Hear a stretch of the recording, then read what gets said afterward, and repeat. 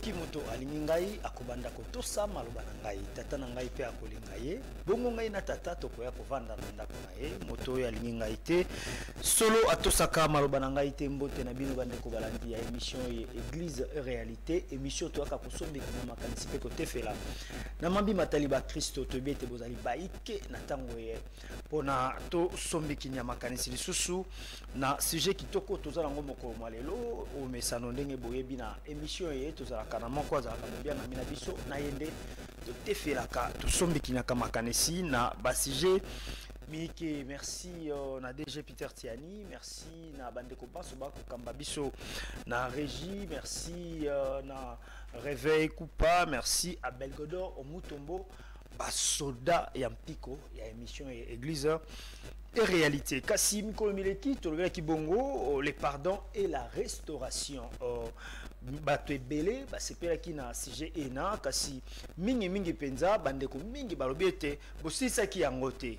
Esengeli lelo to bako chali tono na sujet kasi lelo to kobeta c'était mingi na Italie restauration pour mutu azala restaurer esengeli asala nini est-ce que soki mutu akwei asengi pardon tango asengi pardon kaka na nga nande esengeli azonga na elanga etata kosala mosala tote. Oui, déjà, tokosombi kinana makaniso mokomayelo ezali azesu moto ya représenter kasi pour d'abord peut-être bazui soka mokomayelo ezali bongo évangéliste Roger Baka bazali mokambe ya université la foi chrétienne azali pelisusu mokambe ya etandoike ERB télévision na inde tokosombi kinana makaniso mokomayelo to salitono na sujet ya restauration. Shalom le galérien. Voilà, les galériens, le moindre de tous, le plus petit de tous les hommes. Les plus petits, on est à la rare pour ces pays, ça bat tout ou bien on a la rapé, vraiment petit devant la face de Elohim, en accord avec le livre de Ésaïe, chapitre 60, verset 21 au verset 22. Le plus petit deviendra un millier, mais le moindre deviendra une nation puissante. C'est moi l'Éternel qui ai dit ces choses et je l'ai atterré à son temps. Parole prophétique. Mesdames et messieurs, bonjour. Bonjour apôtre Famba. Merci vous tous qui nous suivez à partir de la maison. Famba, il est question aujourd'hui pour ne pas perdre le temps. Nous parlons sur le pardon et la restauration. Voilà. C'est-à-dire qu'il y a des gens qui, de par une certaine situation, ont perdu une position privilégiée qu'ils avaient. Il y avait des gens qui avaient de l'argent à un moment donné. À cause d'un mauvais comportement, il s'est retrouvé aujourd'hui. Dieu l'a tout arraché. Par conséquent, il demande pardon à Dieu, mais il veut que Azon appelle Soso dans la position d'Ambappé Sakai Liboso. Il y a des femmes qui étaient mariées qui se sont méconduites. Ils ont perdu toute la valeur. Il y a des enfants, il y a des hommes et des femmes. Batamboli, la inconduite. Batamboli bien. Bref, ils ont été habillés des habits sales. Maintenant que nous sommes en train de parler du pardon en accord avec le livre de Actes des Apôtres, chapitre 5, le verset 31, la Bible déclare « Il a été élevé à la droite du Père comme prince et sauveur pour annoncer à Israël la repentance et le pardon. » Donc c'est une émission qui est venue dire à toute personne, à se sentir qu'à perdre une certaine valeur, à perdre une certaine position à ce qui est bosso, ou que dans la famille Moko Famba, voulais-je dire, il y a des personnes que Dieu a choisies. C'est par eux qu'ils passent parce que ce sont des chandeliers. Ce sont des témoins de l'action divine dans une famille, dans un quartier, dans une nation, voire même dans une église, et voire même dans le monde. Alors ce sont des personnes qui, dès la prime enfance, ont été combattues par les diables parce que quand les diables les touchent, immédiatement, ils touchent les bonheurs de la famille. Voilà, je parle à une telle personne de prendre conscience parce que souvent, nous entendons dire, Framba, les gens disent, Seigneur, Limbisanga Mabena Salaki, et tu vois maintenant, en même temps, il dit, restaure-moi dans la position que j'avais perdue. C'est deux prières différentes. Vous êtes en train de demander à Dieu de vous pardonner, autrement dit, de vous ôter les habits sales, mais ne croyez pas que la restauration vient au même moment que vous êtes en train de dire, Seigneur, pardonne-moi. Voilà pourquoi il y a deux concepts ou deux expressions. Le premier est intitulé « Je t'enlève tes habits sales ». Or, lorsque nous allons dans la parole de Dieu, Tobandi Balamoko, vous verrez que les habits sales représentent le péché que porte en son sein la personne qui représente une nation. La personne qui représente Jérusalem. Parce que, au Komona Awa, na Zacharie, la quintessence des prophètes. C'est-à-dire que c'est la base. Zacharie chapitre 2, toqué la verset 3, pour aborder sur la restauration aujourd'hui. Voilà. Zacharie chapitre 4. Zacharie 3, 3 à 4. Zacharie chapitre 3. 3 à 4 pour faire la différence entre le pardon et la restauration. Chapitre 3, verset 4. Chapitre 3, le verset 3 à 4. Ok, chapitre 3, verset 3 à 4. Ok. Or, Josué était couvert des vêtements sales. C'est-à-dire quoi? Bref, historique et Zaboué Famba. Israël a sorti un message de Dieu disant nul ne tiendra devant toi tant que tu vivras. Alors, promesse on Israël, c'est une promesse nationale, mais c'est aussi une promesse individuelle. Il y a des gens au cours d'Israël na vie n'engenini. À quoi yakati? Boluka kaina makambu n'engenini. Boswa kaiti. Mais le diable commence à trouver de la force lorsque dans le séjour de l'accusation, dernièrement, Zambé a bengi siko Josué, au baouti exil, n'est-ce pas? Au baouti na katata souffrance, Zambalinga a reprogrammé Israël dans le processus sacerdotal. Il y a un lobby que, regarde bien, certains tisons arrachés du feu. C'est-à-dire, na katia moka moko makambu pelimoto, tu vas souffrir. Na famille moko mwana moka bala azate. Ceux qui peuvent babali babotité. Ceux qui peuvent batangi elo kamalonge zate. Moussa les athées. Alors, au lieu de dire qu'ils sont possédés par les liens, au lieu d'attaquer les oncles paternels, les tantes, nabatebele, nous venons vous informer aujourd'hui qu'il y a une seule chose qui peut calmer la colère de l'Éternel contre une famille qui a marché dans la désobéissance. Moi et Moussa les athées, si ce n'est la repentance. Voilà pourquoi Israël est un tison arraché de feu. Sikoyo. Zambe abengi nani? Abengi le souverain sacrificateur. Or, Yoshua a représenté Yété. Yoshua a représenté Jérusalem. On va penser chaque nuit, chaque mois, chaque année, quand tu demandes à Dieu d'avoir pitié de toi, la Bible dit le diable se présenta à sa droite pour l'accuser. En fait, pour dire à Dieu quoi? Seigneur, Kokanisa Yété. Donc, diable a commis accusateur. C'est-à-dire quoi? Il s'est chargé. Il est en train de charger. Maintenant, cette accusation a de l'effet quand? Lorsque le fait au bazar au fond n'avait pas dans Zambé, les a avérés. Voilà pourquoi, tu vas dans le verset 3, pour te pénétrer directement le verset 4. Alors, je te demande toi, qui est à la maison, qui traverse certainement des moments difficiles, ce message t'est adressé parce que Dieu veut te restaurer. Ça fait longtemps que tu as vécu dans une vie de pleurs, dans une vie de lamentation. Mille questions, tu te demandes comment tu t'en sortiras. Et bien voici un message venu de la part de Dieu qui te montre comment tu peux être restauré. Le verset 3. Et il s'est tenu debout devant l'ange. 3, le Bible dit or. Or, Josué était couvert de vêtements sales. Joshua, oyo sengeli zambali kanandela na ipo pambola libote à Jérusalem, alataki bilamba ya salite. Et il s'est tenu debout devant l'ange. Atelemi liboso na mwange na Nzambe. 4. L'ange prenant la parole dit à ceux qui étaient venus devant lui. Ange azui malouba atelemi liboso ya bato atelemaki liboso ya Joshua. Parce que zoka bien. Donc c'est à dire fambatala. Tango telema kolobi nkolo ane oyo pambola libota na ngai. Ane oyo pambola mboka na ngai. Si on a 4 procès spirituels avant d'être restauré, il y a des accusateurs qui viennent. Maintenant Zamba koloba na yote. Zamba lobi na bato batelemaki liboso ni tozala bongo. Na droite Satan zo fundaye, ange batelemi liboso. Pour pouvoir restaurer maintenant Jérusalem, na procès wana. Ce qui je suis à Longi, Jérusalem et Biki. Ce qui charge et ça maintenu. Moi, je vais vous dire que la restauration est exacte. Si comme ça, je vais vous dire que vous savez, ôtez-lui les vêtements sales. Or, nous venons de dire que pour que l'Éternel commence à avoir pitié de toi, il doit d'abord t'enlever les habits qui sont sales. Or, les habits sales, c'est le péché d'Israël. Voilà, on va dire il y a la limbisiye. C'est-à-dire que tu as tambola qui n'a qu'à te kobo. Et comme là, tu as un zoto. Comme dans un santo. Moi, il y a un sala. Exact.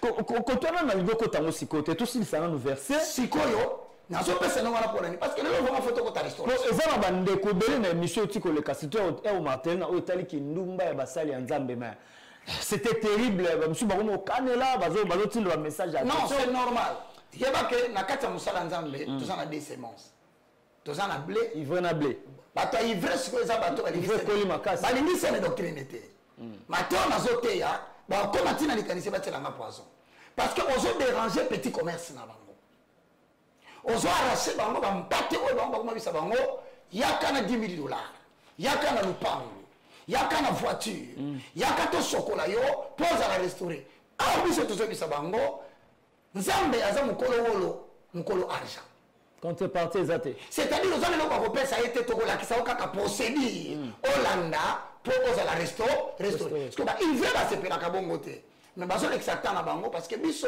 toza sous l'abri du très haut sous l'ombre du tout puissant psaume 91 dans zone na lo baboye ôtez-lui les vêtements sales c'est-à-dire que Dieu au travers bande ko belo ba koti prière ba ke longi na Nzambe à travers de cette prière Dieu va les exaucer, il va les pardonner. Maintenant la problématique que nous allons aborder aujourd'hui, comment Dieu peut-il les restaurer? Yango wana ndesiko bisiki singeli to vanda mutu les aboué de Roger Baka bande ko ba kolanda biso ebele ba o ba kwei déjà lelo ezana basali ya Nzambe o ayebike makambo ko te eza yango te atungoli ba mama ya batu alesi batu bafufuna mabeso po babika atekeli batu ba mai on to sombaka 500 francs ateki yango ba $10 $20 et puis ba consultation prophétique yemo webike za mabe. Mais est-ce que nous avons un temps ya koyambola Nzamba restaurer azonga na sacerdoce? Je vais répondre à tes questions, mais je voudrais qu'on appelle ça peu contenu. Je suis en train de dire ceci. Celui qui a péché contre l'Éternel, celui qui reconnaît délibérément la katinae, na kotakinda kwanganga.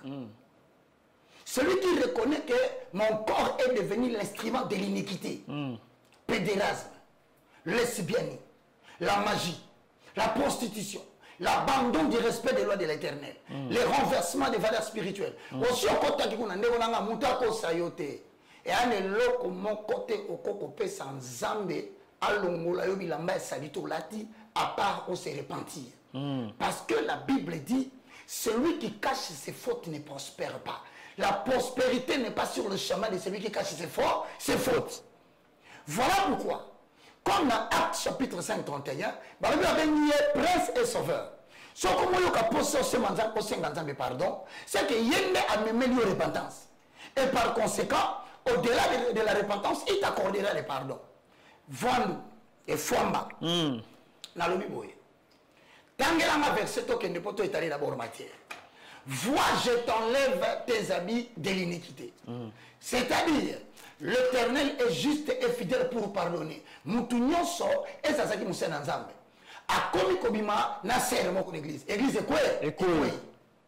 Ozalaki na likabo, ya kotia maboko batu babika. Ozalaki na likabo. Mais au moins, à chaque fois que tu es en train de pécher contre l'Éternel, la Bible dit tu es en train de nuire à ton âme. Parce que au kokoma na ba souci, au kokoma na ba problème, au kokoma na dénigrement, batu baza qui respecté ba aussi la respecter yo. Batu baza ko munu mutu munene ba munu ko mutu pamba, samba ko bamba yo. Mais je ne veux pas qu'on traîne là. Hein? Je vais toquer le total. Hein? Il y a la différence entre Mutatombo et Mabogalobi. Seigneur, j'ai péché contre toi. Limbisanga. Zombi Sanga n'est pas directeur financier ou directeur commercial. C'est-à-dire qu'il demande à Dieu une position qu'il a. Directement ça ne se fait pas. Parce qu'il y a les étapes qu'il faut procéder après la repentance pour atteindre la restauration de la position. Mais évangéliste Roger Bakanzam bazan zamba miséricorde. Car la miséricorde doit être la loi. Voilà. Il y a moi qui a dit dans Osée 4:6, mon peuple périt faute de connaissance. C'est-à-dire que bazan qui connaissance, prophète, il n'y a aucun prophète qui peut prêcher sur toi. Il n'y a aucun prophète qui peut t'enlever les habits d'iniquité. Aujourd'hui, on a 4 exemples. Yoshua, Azaki n'a pas salité. Mais nous avons qui ambassade. Mais évangéliste, biso to mona tolanda kana ba itando iketo kenda pe église abatu mususu mona pasteur mutaina ka grave abi ba oza petit problème pozonga no kuna sombela ka nzambe kiti sombela nzambe ba kiti sombela nzambe cher ezele repambo mo ane kozonga Tout le monde a pas Maintenant, je t'informe, les gens en ont marre de ces aventures.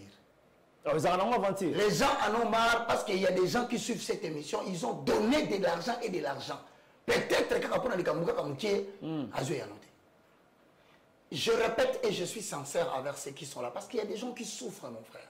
Il y a un moment donné, il faut aventure pour dire la vérité aux gens. Parce qu'il y a que la vérité qui peut libérer, en accord avec Jean chapitre 8 et le verset 32. Vous connaîtrez la vérité et la vérité vous affranchira. Ça veut dire quoi? Au sujet de ton problème que tu vis là, la vérité existe. Le jour où tu vérité, tu retrouveras les choses que tu as perdues. Voilà pourquoi je leur dis la vérité. Parce que ici, Bible le dit dans Matthieu chapitre 22, le verset 29, vous êtes dans l'erreur parce que vous ne comprenez ni les Écritures, ni la puissance de Dieu.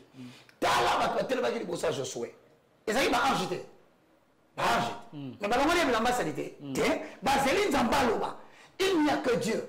Après la repentance sincère, qu'il peut commencer à te conduire dans le processus de restauration. Mais tu peux pasteur, on va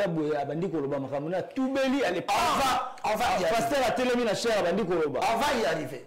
Je veux maintenant que tu cernes d'abord problématique et restauration. C'est-à-dire que vous avez une position beaucoup privilégiée. Ok.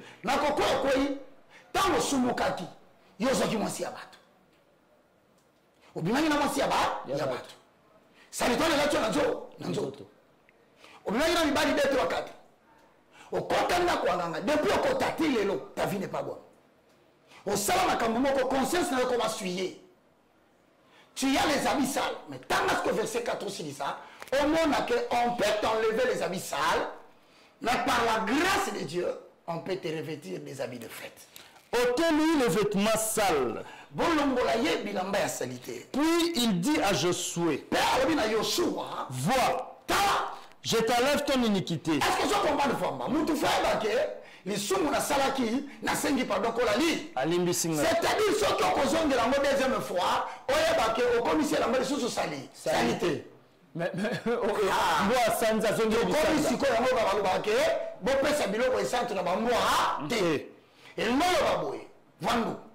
sans excusez-moi, Vandou, c'est mon ami. Maître Vandou, je te salue. Je vais dire quoi?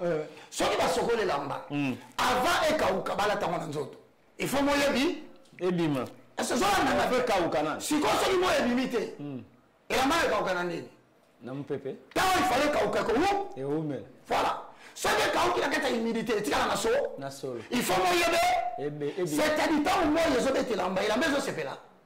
Et la maison on a moins de makasi. Or moi je sauve te lamba et ça un objectif kaka et quand c'est lamba pour lui bala tango que on a fait.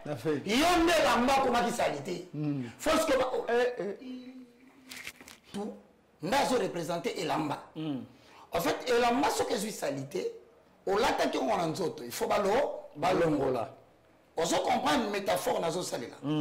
Si quoi elamba ce va sokoli yango il faut que ça mona moi. Or, le fait que moi, ils ont bêta et lamba, ils ont pour lamba et kaouka. Ce qui lamba kaouki, mon colon a monde a décidé, à voler ta mon colon ni. En fait, c'est comme si tu as été retiré comme un tison pour un plan futur que Dieu veut exécuter.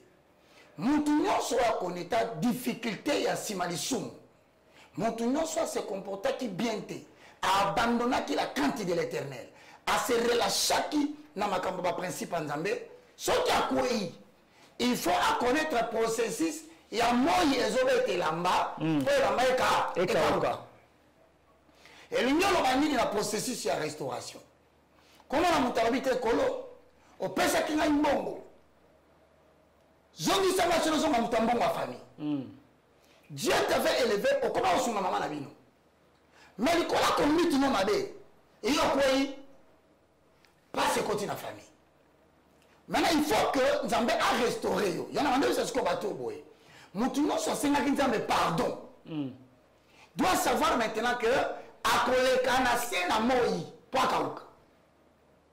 Il faut voilà le problème où parce qu'on soit pas prophète, na somma di kambwana, tona sambe la pona yo, tona pese loko et ça le manque jamais. OK. Tu dois passer par le feu du soleil. Pour Kaouka. Onioloka. Si on a très bien. Moi, il va être en taillot. Et ça, le Colanzan va tout se vibrer comme la période de Moko. Mais maintenant, il y a des problèmes. Regarde l'historique qui a montré comme on a eu David. C'est ici que nous repère sa référence. Quand on a le quotidien, on a papa na bango. Na le départ, na village. Papa na ye mutambongo azati. Quand tu y a pas comme un roi, David Otobetali solo. Papa na ye azaki un simple berger. Alors que la famille na bango, ba lobela bango ba makamba ba promesse. Il y a des familles oyo makamba minene lo ba malikolo na bango. Et ça na bagarson mususu au talier pour se sentir qu'il y a la grâce de Dieu. Et ça peine avant basi mususu au taliboye, molu kitoko faveur eza. Mais pourquoi bazo mener via difficulté? Il a fallu kolo alongola David na lodebar. Ame mayeki na Yerusalem akomisa ye roi. Ndeko na ngalanga. David avali na bandako binene. David avali na bandako kitoko. Mais un soir, David il a mal ezali na bien. Ala muka na butu ata likolo boye amoni na seye mwana mwasi moko azo sokola. Na kikoso. Na kikoso comme on bacheba. Au moins est-ce que l'ambassade était où? Et où tak. Mutu akomprenaka l'ambassade était ça était yango. Avec ici, moi, le péché. Et ça, le côté qui n'a qu'à entreprise, mon dans Maïla Nzambe. Ok, aussi, dans Maïkari, on a dit l'ambassade. Et ça, le commis PD. Ce que ça a dit pasteur, ça a été un malade. Nicolas Rouloukambo, va sponsoriser l'église Nayo, au commis PD, on a dit l'ambassade. Même là. Jésus, tu combat et au choix. Oh, quand tu as 7 mots, on a dit le combo, on a dit l'ambassade. Prépare-toi. Moukolo. Nous te l'avons rigolo. Et c'est ça que nous avons dit. C'est le message où nous se repentir. Donc il y a dans les jours à venir. Oko kauka. Bakoluka maladi na nzoto no bakomonati. Oko sana mongo lo balango sa balango ezati. Bwanya na kimi Nzambe ekolongwa yo. Maintenant pour ceux qui sont déjà arrivés à la stade que to benganaki batindele ba directif à prière abondeli aya bakasiko. Il y a certaines personnes le jour où David est sorti avec Bathsheba. C'est le jour où Dieu a déclaré châtiment. Malgré on a attiqué l'homme selon mon cœur. Mais à préserver on a châtiment. Parce qu'avant la restauration vient l'expiation. Ok. Ok. Un Samuel. Bande comme nous avons la vision dans Naku, tu continues sur le processus, il y a un bilamba fait, il y a fait. 1 Samuel chapitre 24, le verset 12 à 13. Est-ce que vous comptez rien? 1 Samuel 24. Verset 12 à 13. Maintenant, je vais dire à quelqu'un, si tu te répands devant la face de l'Éternel, alors supporte la vie que Dieu va te donner dans la période de l'année. Ok, les Béréens, 1 Samuel chapitre 24, verset 12 à 13. Barabini. Vois, mon père, vois donc les pans de ton manteau. 2 Samuel chapitre 24, le verset 12 à 13. Mesdames et messieurs, l'Éternel peut te pardonner le péché. Alingi pas zongisayo, mais sache que à chaque péché correspond une sanction. Il est juste et fidèle pour la faire endurer au Tawana. Maintenant, le problème des gens, c'est quoi? Aux autres, on va restaurer. Aux autres, on va restaurer. Tous les gens, on va restaurer. D'ailleurs,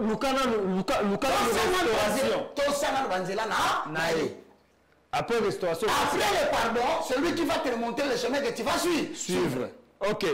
2 Samuel chapitre 24, verset 12 à 13. Nous avons la parole de Dieu. Amen. Va dire à David. Bathsheba. C'est-à-dire aux colonel. Au kamati moi c'est capitaine Bimina. Naï. Okoya. Pasteur. Pasteur. Oui, moi c'est modérateur. Il y a église. On y a pas que ce qui comment va réparer en côté église dans le Kokoya. Parce qu'aucun péché ne restera impuni. Je dis à tous ceux qui me suivent, ne perdez pas le temps de donner votre argent. Ne perdez pas le temps de demander au prophète de monter à la montagne. Rien ne peut arrêter la colère de Dieu si ce n'est la repentance. Rien ne peut te ramener à la restauration si ce n'est que de suivre les voies de l'Éternel.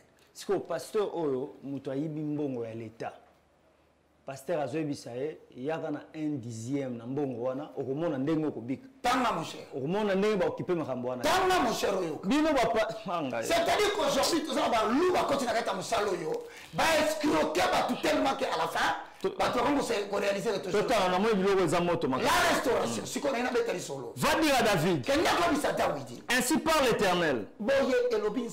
Je te propose 3 fléaux. Comme il va annoncer votre salut qui tombe. On se la pardon. On s'arrête. Non, Simbayo. Tu es intouchable. Toi, dans ce pays, tu es devenu intouchable. Mais si tu reçois ce message, voici les 3 fléaux qui frappent. Les gens qui délibérément abandonnent la voie de l'Éternel après que Dieu les ait élevés. Si on a vu Nayo, et quand tu as habitué Misato. Je te propose 3 fléaux. La proposition, pas si Misato. Choisis-en un. Et je t'en frapperai.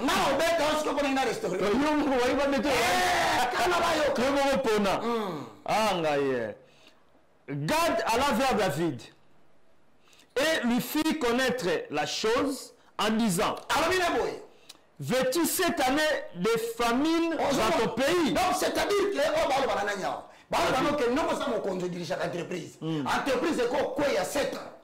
Entreprise est quoi?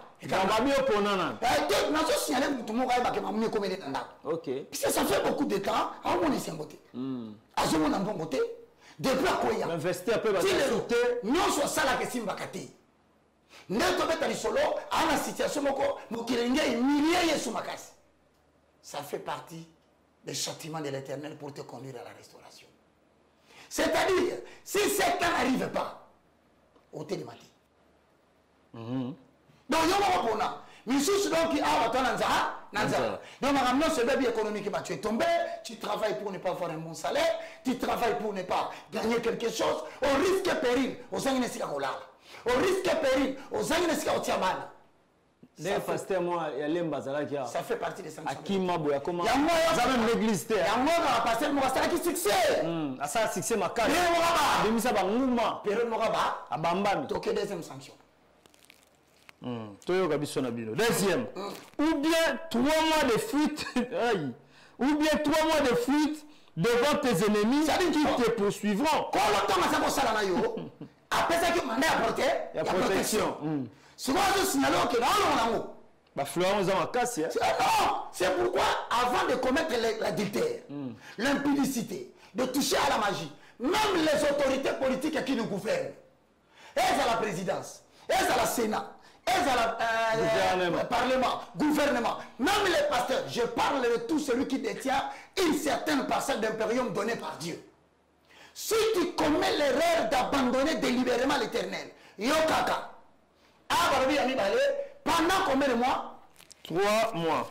3 mois de fuite. 3 mois de fuite? De fuite. On a Nabutu, Balandayo. On a Nabutu, nous avons choisi. Nabutu, parce que tu as fille. Ok, maman. On a Nabutu, on a Nabutu, Dieu vient de te dire, il faut que tu me demandes pardon, je t'enlèverai l'iniquité. Mais l'iniquité que j'enlève ne veut pas dire qu'immédiatement, dans ma souveraineté, que la longue sanction. Sanction, il fallait la longue protection. C'est-à-dire, si tu as posé ça, tu as posé quoi? Écoute. Parce que tu as ma cambone entreprise, tu as on a la facilité, il y a aussi ma bongo.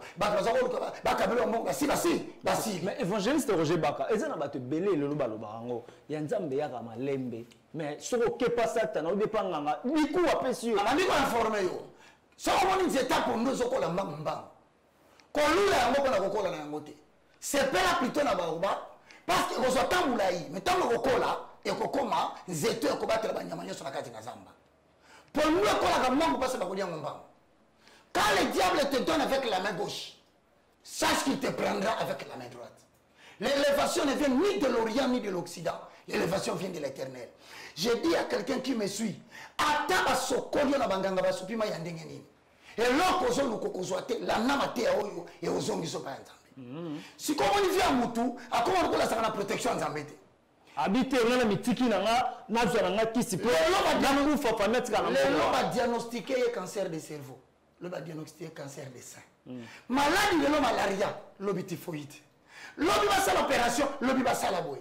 Ayoka kaïsou nous tenez bien que le mandat de la protection de l'Éternel est parti. Et beaucoup de gens sont en train de vivre une telle vie, mais bon, ça n'est pas une solution à ça. Si on veut vivre dans Makambo, il y a que l'Éternel veut que tu reviennes à lui. Que tu supportes moi, il y a 3 mois. Nasimane Tobetali sur la restauration. Voilà. Ou bien 3 jours de peste dans ton pays. C'est-à-dire David Pona. Tu as dit que peste à 3 jours de peste dans Katambo. C'est-à-dire quoi? À celui à qui Dieu a donné beaucoup de dons, il le réclamera davantage.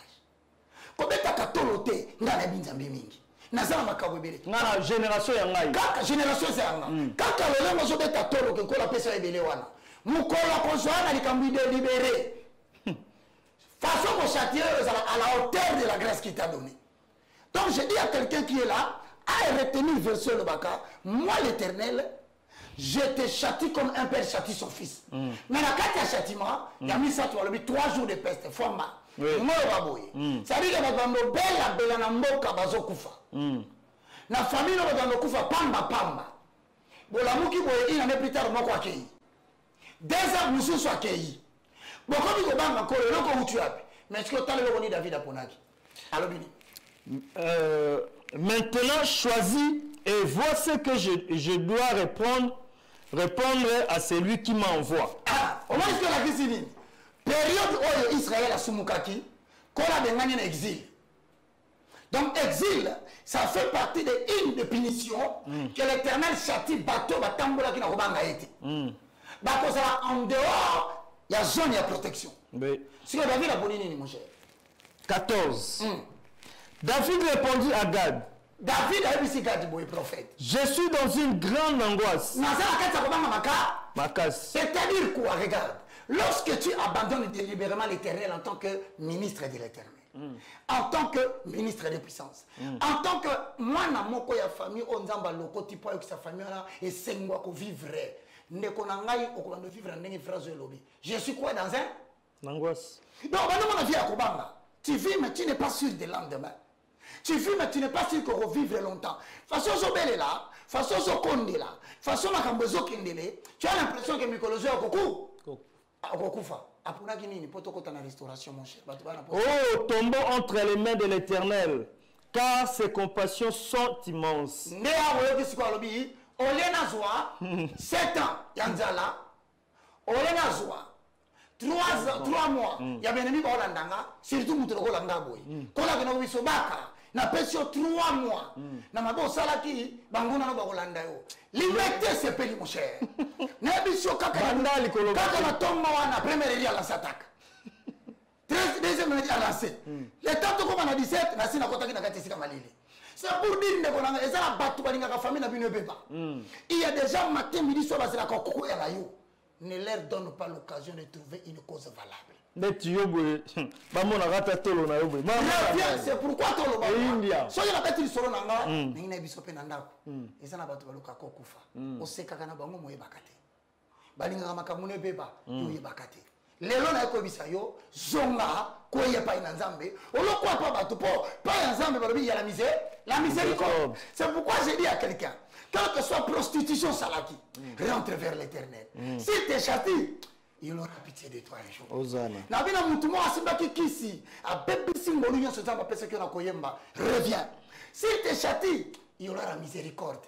C'est côté là de David à ce père qui, Abikolo, na mitiki na maboko na yo. Mais yo kasiko li solo malam. Lorsque tu reviens à Dieu, tu as le processus. Autre comme na souka et Seigneur on dit ma quoi endurer dans la crainte de Dieu pour qu'enfin tu reviennes quelqu'un qui va adorer l'Éternel. Psaume chapitre 51. Tu m'as dit que quand tu as l'étape, il y a restauration. Je suis ici verset. On a aussi ici ton poli déjà. Psaume 51. Le verset 3 tu m'as dit. Psaume 51 verset 3. Voilà. Je suis en train d'annoncer maintenant les étapes successives de l'expérience de la repentance. Comment, après avoir péché, le croyant retrouve-t-il la communion avec Dieu et l'aptitude de rentrer pour le service? Maintenant, si tu t'es retrouvé dans ce message, peu importe le lieu où tu es, voici les étapes que tu vas expérimenter, mais Dieu reste souverain. Verset 3, Yaliboso. Verset 3. Oh Dieu, aie pitié de moi dans ta bonté, yokelanga mawa na bolingo na yo. selon ta grande miséricorde. Kobosana te mbolu na yo ezalaka makasi. Efface mes transgressions. Limbisa masumu na ngai. Lave-moi complètement de mon iniquité. Sokola ngai na bilamba salite eza na nzo. Na nzoto na na longola ki zemi nkolo. Longola loko na conscience na ngezo troublenga. Ngai. Na kendaki kosala mabemo konkolo ngamuko na yebi. Ti le londe na zobela, batu ba yebi na bamote. Ti le londe na vivre vivre na zo vivre, motema na ngeza conscient. Kolo yokelanga mawa. Mais quel est le verset 7? Au septembre, la verset 8, pour il a qui une période. Voici, Tala, je suis né dans l'iniquité. Et ma mère m'a conçu dans les péchés. Mais tu veux que la vérité soit au fond du cœur. Fais donc pénétrer la sagesse au-dedans de moi. Purifie-moi avec l'hysope. Et je serai pur. Premier point. Lave-moi. Lave-moi. Et je serai plus blanc que la neige. Voici la première étape. Le péché doit être jugé et confessé pleinement devant Dieu. Et ça, c'est un colo. Nimbisanga mabena salaki. Osalaki mabeni. Nini, olobi angoto. Lobango, zoko lobango. Ah, il faut lobango. T'as qu'on salaki salaki bien. Ah. T'as qu'on salaki malade. Zambe omo mabena ngana salaki. Nimbisanga salaki mabele. Toko pesa yo ba directive à prière. Mais na kata ba directive à prière wana, yo moko pas devant baka. Obandi ko bisa nzambe po ka lourdeur tskoyo ya babu salaki. Yo moko mika. Le bi te ba zala. Ozalanda kuti autonome papa na ngai. Gana saka instrument inutile na ko diriger yo. OK. Deuxième chose, tangalanga le verset 9 où on dit l'acceptation du pardon et de la purification par les sangs. Verset 9. Verset 9 même chapitre. Purifie-moi avec l'hysope et je serai pur. Lave-moi et je serai plus blanc que la neige. Si on voit que sa période où on voit azo sokolayo. Pour la tissé bilamba ya fait. N'est pas dire lamba ko yaki na salité, il faut pas sokola yango pour comme propre. On va parce que on a que malgré la douleur reconnaître, malgré la temps aux traversées difficiles, on commence à sentir que quand on a tindiro ba bateya. On va sentir que ba promesse à madame bandote bande zonga. On commence à couper la bassin en Nzambe, ba vraiment kamba bien. C'est-à-dire c'est l'expérience de la purification. Maintenant quatrième chose, le croyant rempli de l'esprit, rempli de joie et de puissance par le Saint-Esprit. Tengelanga le verset 13 et verset 14. Verset 13, 14. Ne me rejette pas loin de ta face. Et ne me rejette pas loin de ta face. Ne me retire pas dans ton Esprit Saint. Rends-moi la joie de ton salut. Et qu'un esprit de bonne volonté me soutienne. C'est-à-dire que Moutou, Atika qui moussala nzamba yembaka liso soute. Ayembeli nzambe version oyo. Aye. Aye. Oh aye. Mokolo nini beka ekoko ya na miso na ngai. Kitendele noire kolonga mokolo nini ye. Lokola avec le oya monaki bato lokola banzete. Yaye. Salelanga na mona malamwe. Voilà. C'est-à-dire à l'église. Ma belle amana yebi yango. Longola no bando vie za malamu te. Siko omoni esenga bani kozo. Kozonga. Toke la cinquième chose. Tala la verset 15. Omona siko esika nzamba longola kiyo na moningo na bani kozo. Kozonga. Tu étais suspendu. Ok, entreprise est bengio. Ah, est-ce que tu peux venir, le chef veut parler avec toi. Il commence à t'annoncer que le service sera restauré. C'est là dans l'évangéliste. Avant tout temps, verset haut. Biso nyonso awa na Kinshasa na monde entier ba ndeko ba Rolanda biso libana na se ba contredire ngai te. Ezaki na période moko frère moko yemba makasi awa bande ko yemba. Bona yebite so yemba kaka. Frère wana butaka na ye. Mona na misu ya batu. Ebima na misu ya batu. Ye mo pena zo mi sepelisa na video na mwasi azo bitala. Sima na yango tellement bimaki esali ye pasi abi na tiki ko yemba. Asengi pardon avec deux amis na tiki koyemba. Et ça va ta un mois tes frères azonga tilelo azoyemba kaka. Bon, na repère sur deux volets. Premier volet, et le but c'est à cause de Christ qu'on nous met à mort tous les jours et qu'on nous regarde comme des brebis destinées à la boucherie. Fouamba, kokanisa tina komona ka bato bazo pela nzambe bato bazo bika ke bato bayembela ki nzambe wana Satan ataka ka bango te likolo ya bato bobika. Il ne faut pas croire que bateyo yo biki Satan tiki bango na kimia. Il y a des combats que nous subissons pour le travail que nous faisons pour des gens qui sont guéris et qui peut-être demain se moqueront de toi lorsque le diable t'attaquera à cause de vos problèmes là-bas. Ça c'est des 1. Donc quand c'était quand rapport mutumoka quoi il a lisumu kasala mo pa lingi et ça pour la musala salaki yango sur Satan réclamé à quoi ici. Ça c'est un cas. OK. Il y a aussi le deuxième cas, manque de discipline et ça que mutuye succès même mieux. Gloire. Nous peut même mieux. Mais le danger c'est quoi dans ces cas-là? Sauf quoi il a cas on a na mayelité. Osaki na sagesse c'était ndato lobi likambosko ozoloba awa fwamba. Mutu akwa ina libulu. Nana bimisa. Mutu azala kati tata libanda. Mutu azala libanda. C'est-à-dire yo zala libulu okoki ko proposer nzambe te nzelani na koleka pa chatier yo. Yo ko bisa nzambe te ke na tiki oyemba. Yo nani? Donc yo mo osala wana la santé. C'est là tu choisiras, il y aura 3 fléaux. Et nous avons un mouton pour un châtiment dans le été. À moins qu'un Zambé y ait un David et Bissayo. Encore maintenant, il y a 5 mises en disponibilité. On a une mise en disponibilité. Il y a un pour un châtiment. De quel pire châtiment voulez-vous qu'un Zambé passe à Batoyo après avoir goûté dans Maramazan? Il a vu que Dieu est bon. Et Brazoloba, qu'il soit encore retombé dans le péché. C'est là, il crucifie secondement Jésus-Christ à la croix. Nous avons la bien. Nakawana. Bovanda Kimia. On ne se moque pas de Dieu. Ce qu'un homme aura semé, il est moi, le moissonnera. Tala, papa, non, tala yo, hein. Je n'ai pas 3 choses à te dire.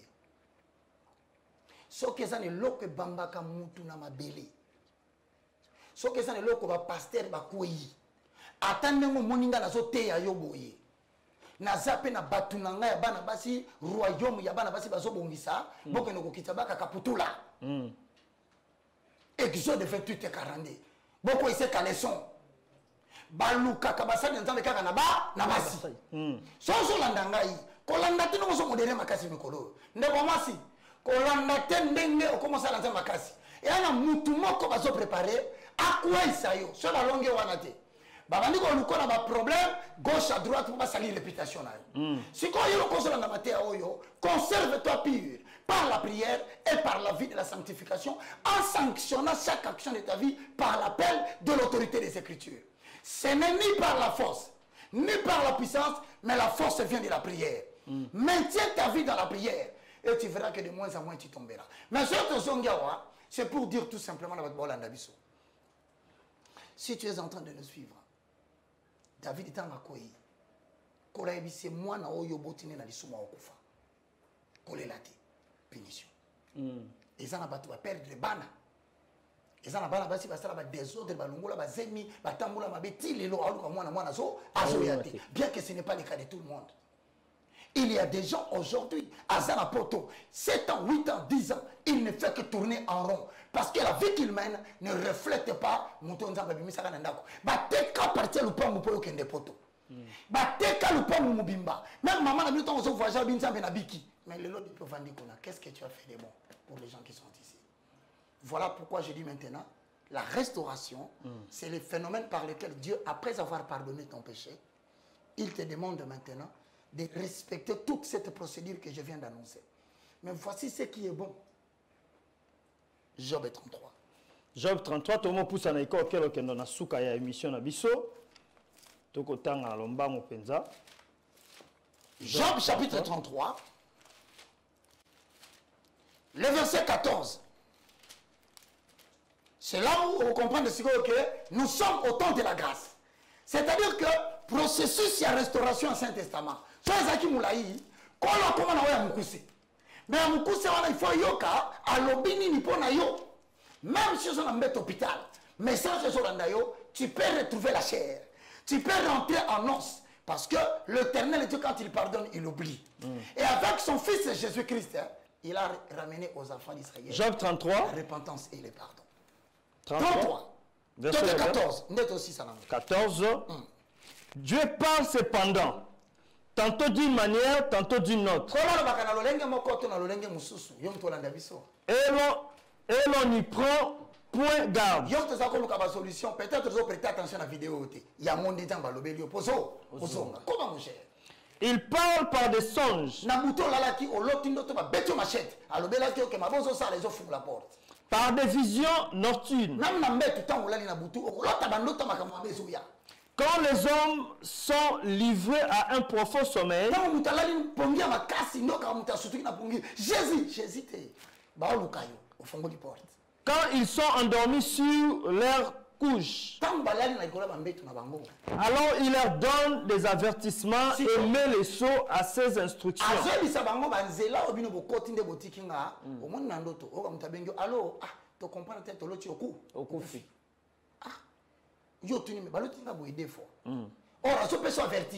Avertissement. Si tu ne te réponds pas, la mort de l'esprit produira la mort du corps.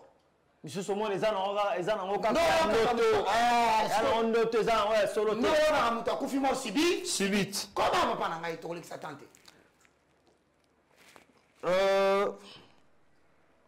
il parle de songes par des visions nocturnes quand les hommes sont livrés à un profond sommeil, quand ils sont endormis sur leur couche. Alors, il leur donne des avertissements et met les sceaux des instructions. Enfin, 19. Par la douleur aussi, l'homme est repris sur sa couche.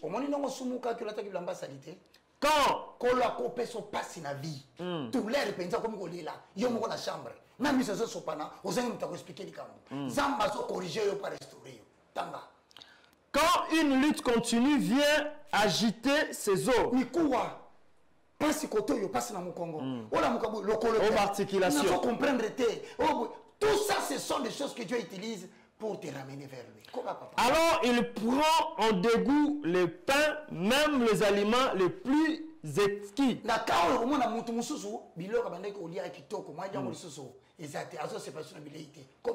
Sa chair se consume et disparaît. Ses os qu'on ne voyait pas.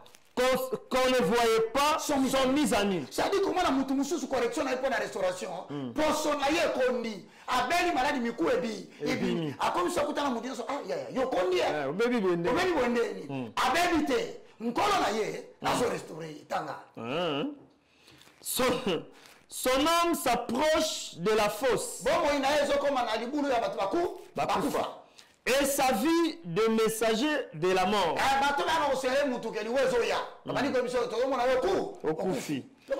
Mais il se trouve pour lui un songe intercesseur. Mais s'il se trouve pour lui un ange. Un ange intercesseur. Quand la restauration de Dieu vient, il envoie un ange d'intercession. C'est intercéder pour nous. Non.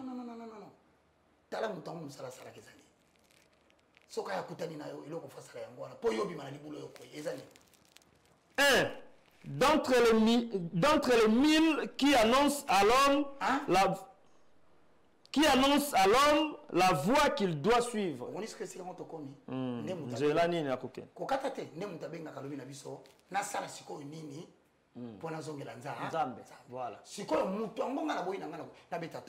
Musala ngana sala kase de montrer batu nzambe ko réconcilier bango na nzambe ko yale pa na ngaite ko ete ko kopesa ngambo mote ko benga ngaite mukolo nzambe ko su ayo biso papa ponde to lekana te bobo mutu moko tebisi ngabi papa vous payez na bigo papa bongo famba tango ya kawana amatina tabisa lobike no naza te musala te naza famba bo mimanga atandenga na ye awa apôtre Belgador azotala boye sili obisa apôtre au filmer gratuitement zonga pambola. C'est-à-dire qu'il y a des frères que nous engageons. Maintenant à kolo banini na simana okanisa bino mais pour l'instant Dieu n'a pas de contrepartie.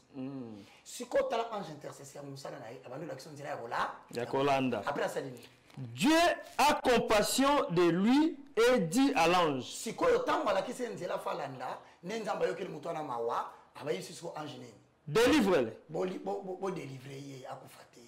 Mamba lo alingaka bela tiber. Alingaka kendeka buna maladi zanga mutu na mukila.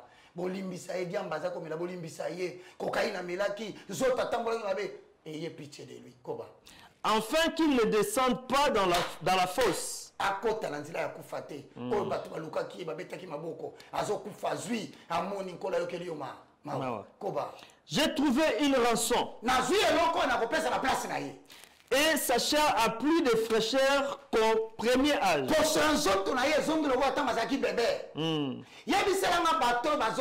Insuffisance rénale.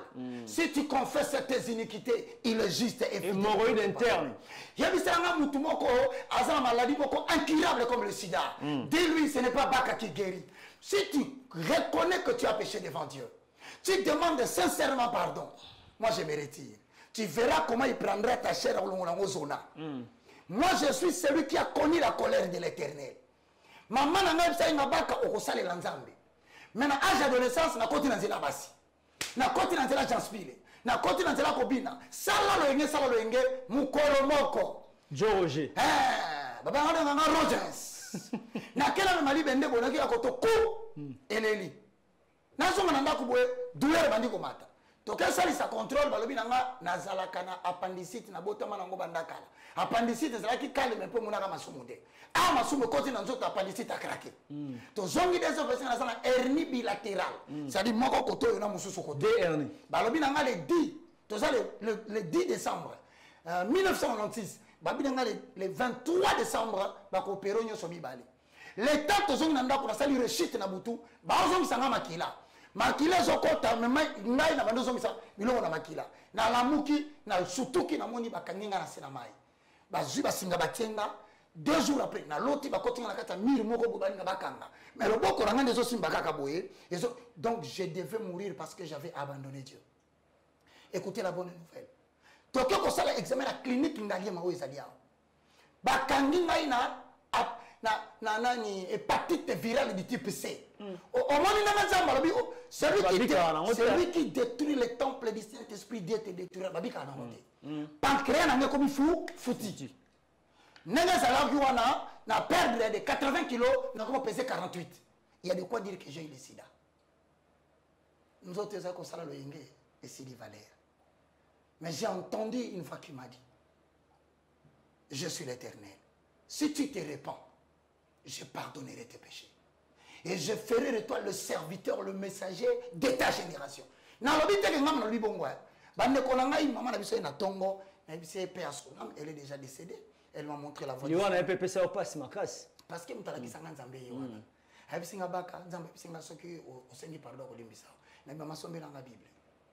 maman qui a son Bible, na bibengi nanga pasteur. Na zaina copine nanga moko bolelo za en Angleterre. Na ebisi yaka. Est-ce que ceux qui le longa kufio ko sunga famille nanga alobi nanga te baka mutu mtana vina na bito tika na nano to tika na ngonga mukie ngala ke lukana mutu azo bundisa nga ali ngana makasi nde na lali na butu azo bisanga soki to komi le 23 ozongi sincèrement te na récupérer yo nde le 23 fallait ba opérer nga mon cher Fwamba nous autres silinga Valère na komi à l'hôpital de Boepo pasala nga check up bazo bisanga na miso bana basi amike longola bilamba lokolo bana ko sakana ko longola bilamba na ba flat na botelo ko longolo devant bana qui ba 16 ans ba infirmière à 17 ans au komi loko pambola na mbetu boye ba otala bolumbu na otisa pourquoi parce que tu n'as pas écouté les avertissements de l'Éternel kolo amalamu na bakisi David lo bakina ko ya pana ye ndeko ka bonne nouvelle na silisi to komi le 23 to continue ça na longoli bilamba parce que j'attends l'intervention je dis il n'a pas pardonné c'est qu'il a refusé docteur moi c'est abissia non avant mon côté de salle à ça sous contrôle na ka kuna tombola makolo 45 degrés na tomboli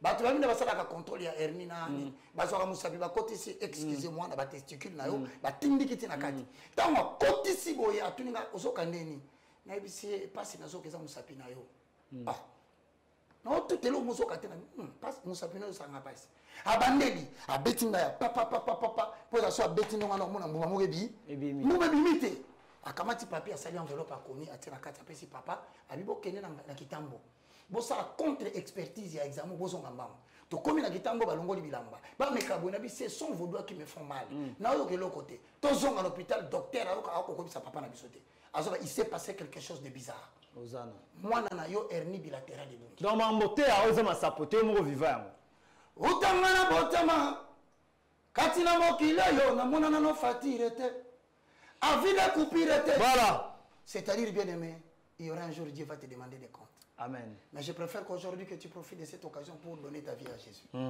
Parce que quand on a bande qu'on a besoin de l'ensemble, n'a pas prié la mokoso. Tout ça n'a pas été, tout ça n'a pas été. Zala concentré. Lobaka, Père Céleste, au nom de Jésus. Père Céleste, au nom de Jésus. Je te loue, je te glorifie. Je te loue, je te glorifie. Merci Seigneur Jésus. Merci Seigneur Jésus. Louange à toi Saint-Esprit. Louange à toi Saint-Esprit. Le communicateur de la grâce. Les communicateurs de la grâce. Je reconnais mes transgressions. Je reconnais mes transgressions. Je reconnais mes fautes. Je reconnais mes fautes. Je confesse de ma bouche. Je confesse de ma bouche Le Seigneur Jésus-Christ. le Seigneur Jésus-Christ. Je crois dans mon cœur. Je crois dans mon cœur Que Dieu a ressuscité Jésus d'entre que les Dieu morts. a ressuscité Jésus d'entre les morts. Aujourd'hui, Aujourd'hui, à cause de ces messages, à cause de ces mon messages, esprit est sauvé. mon esprit est sauvé. Mon âme est sauvée. Mon âme est sauvée. Mon corps est sauvé. Mon corps est sauvé. Je suis devenu une nouvelle Je créature. suis devenu une nouvelle créature. Saint-Esprit, Saint-Esprit, habite en moi. habite à moi. Au nom de Jésus. Au nom de Jésus. Amen. Amen. Bon, maintenant, c'est simple. Si on a posé ta prière, Numéro de téléphone, na yo. si on a un numéro, au bengi, tu retires la directive au premier jour de 6h à 18h. Il y a un bon délit aussi, si on bengi, puis c'est un bon délit pour nous. Numéro de téléphone. Plus 243. Oui. Plus 243. 90. 90. 79. 79. 66. 66. 785. 785. Donc, au Congo, nous disons 090. 090. 79. 79. 66. 66. 785. 785. C'était le moindre de tous. Le plus petit de tous les hommes. Ah, bah, vous avez option basée na téléphone. So, je suis à la téléphone, tu es dans l'université, autant que ça va cours, inscription gratuite, tu es dans l'avenue qui me vaut là, 253. Biso to boy ko sala l'église, to préféré to sala l'école, to batba yoko là-bas et banzambi. Point. 253 avenue qui me vaut là. Bandal Adoula. Référence de biso ça rond-point Luputa. Luputa. Place la teka ngulu. To ça na mercredi, na samedi. Mais mercredi autant que ça sur les fondements du christianisme. Samedi à 7h30. Donc, net lobby samedi. Net lobby. Tout le temps que ça sur le vol des chéris. Nous, le Ancien Testament, tout le Nouveau Testament, la Kissinini. Ok. Voilà. Donc, si tu viens, oui, non, gratuitement, au bandi cours, il n'y a pas de problème. Que Dieu vous bénisse. Famba la paix, merci beaucoup. Oui, bien, parce que Famba, vous avez dit que n'a des garabouina, ça, la mission. Ce que ça qui n'a foutu un bon, mais peut-être c'est qui n'a pas. Alors, nous avons Pambola, Pambola perfect. À Pambola, tu n'y sors, on va se soutenir le biseau. À vous tous qui nous avez suivis. Que l'Éternel vous restaure au nom de Jésus. Merci beaucoup l'homme de Dieu na malobana de tocheli tono tolikete tozom comme vous avez quoi pour ba matière ezana yo to tiko lelote. Avec surtout on a kibiso na maloba ya moto nza mele tocheli tono na émission église réalité moko mwalelo. Boyoki ya motuya. Afini mutu teto lobi be bosolo. Zongela kaka nzambe okomona onzamba ko sala yo. Amen. Okomona ndenge ni vino yo ko changer. Nzamba pambola bino tokutana lomi comme vous avez quoi na même on a numéro esika. Botika la malam o mabota mabino. Shalom. Shalom apôtre.